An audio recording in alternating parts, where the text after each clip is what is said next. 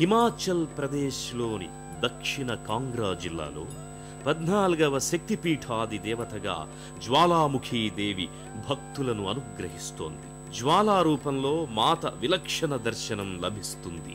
పిండ ప్రదానాల పితృకర్మల సుక్షేత్రం గయలో 16వ శక్తిపీఠం అలరారుతోంది. గయాసురుడు అనే రాక్షసుడి పేరుతో ఏర్పడ్డ గయ పట్టణంలో సర్వమంగళాదేవిగా ఆవిష్కారమైన ఈ శక్తిమాత సతీదేవి వక్షభాగం పడి పవిత్రతను పొందిందని పురాణ కథనం.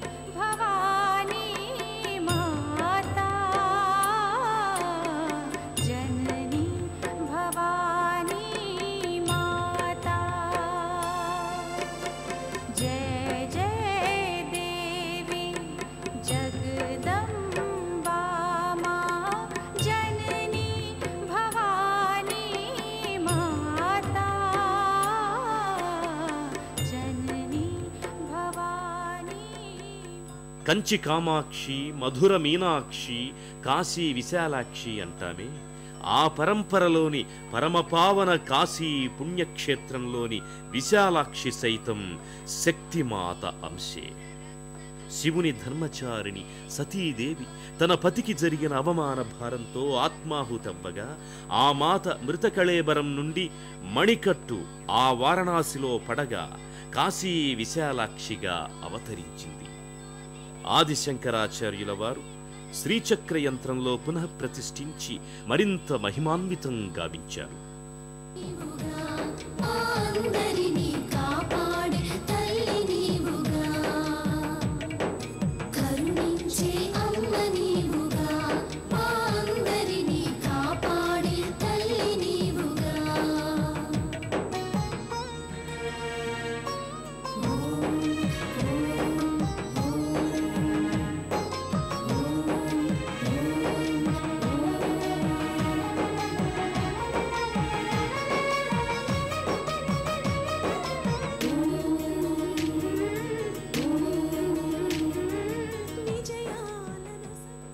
ఇక ఆఖరి 18వ శక్తిపీఠం ఛత్తీస్గఢ్లోని దంతెవాడలో సతీదేవి పళ్ళు పడిన చోట దంతేశ్వరి ఆలయంగా అవతరించింది. అంబ పరమేశ్వరి అఖిలాండేశ్వరి, అంబ పరమేశ్వరి అఖిలాండేశ్వరి. ఈ 18 శక్తిపీఠాలు అష్టాదశ శక్తిపీఠాలుగా నిత్యము భక్తులతో కళకళలాడుతూనే ఉంటాయి. ప్రత్యేకించి దేవీ శరన్నవరాత్రుల 9 రోజులు మరింత ఉద్వేగ ఉత్సాహభరితంగా పూజాధికాలు జరుగుతాయి. శిష్టజనుల పూజా పునస్కారాలు మడి ఆచారాలతో, అభిషేకాది పూజాక్రతువులతో, హోమ యజ్ఞయాగాదులతో సాగుతాయి. శక్తిపీఠాలన్నింట భక్తి పారవస్యాలు ఉత్తుంగ తరంగాల్లా ఎగసి పడుతుంటాయి. మాతా సతీదేవి పార్వతిగా, దుర్గగా అష్టాదశ శక్తిపీఠాలలో ఏ పేరున ఏ అవతారికగా వెలిసినా ఆ పరమేశ్వరి మనందరి ఈతి బాధలను ఈడేర్చి కాపాడుతుంది.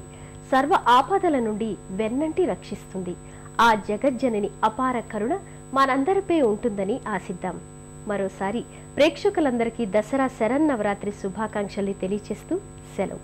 మరో తీర్థయాత్రలో మరో క్షేత్ర సందర్శనంతో మళ్ళీ కలుసుకుందాం. నమస్కారం.